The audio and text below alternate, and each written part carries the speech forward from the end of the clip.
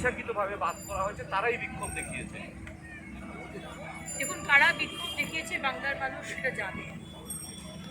আর সাধারণ মানুষ যদি আসতো, সবার হাতে একই রকমের পোস্টার, এটা বোঝা গেল যে কোন এজেন্সি পোস্টারটা বানিয়ে দিয়েছে।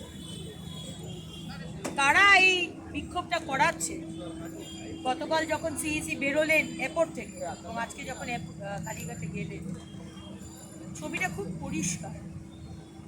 আর দ্বিতীয়ত, মমতা ব্যানার্জি, আপনি যেটা বলছেন যে যাদের নাম কাটা গেছে তারা বিক্ষোভ জানাচ্ছে, কাটা যদি চাইছে তো আপনার কেন কাটা গেছে? কারণ লোকগুলো তো আপনার, পিএলও আপনার, ইআরও আপনার, এইআরও আপনার, বিও আপনার, সব তো আপনার। 11টা রাজ্যে তো এসআইআর চলছে, কোথাও তো কোনো সমস্যা হয়নি।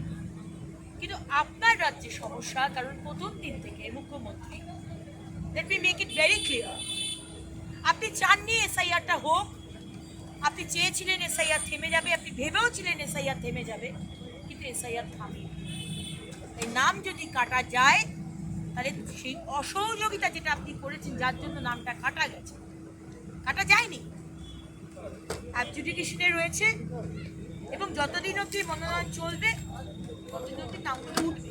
কিন্তু আজকে যে পরিস্থিতি দাঁড়ালো, আপনি দাঁড়িয়ে রয়েছেন, আপনি ধর্নায় বসেছেন ধর্মতলায়, আর আপনার ক্যাডারদের লেলিয়ে দিচ্ছেন সিএসিকে কালো পতাকা দেখালে, আপনি কি মনে করছেন এসআইআর থেমে যাবে আর আপনি আবার এই বিগত ইলেকশনের মতো রোহিঙ্গা অনুপ্রবেশকারী ডেট ডুপ্লিকেট শিফটেড ভোটারের দ্বারা আপনি জিতবেন? আমরা হতে দেব না। এই ইলেকশন অবাধে হবে এবং স্বচ্ছ ভোটার হলে রোধ হবে। ডিএ মামলায় ফের রাজ্য সরকার আবার আদালতে।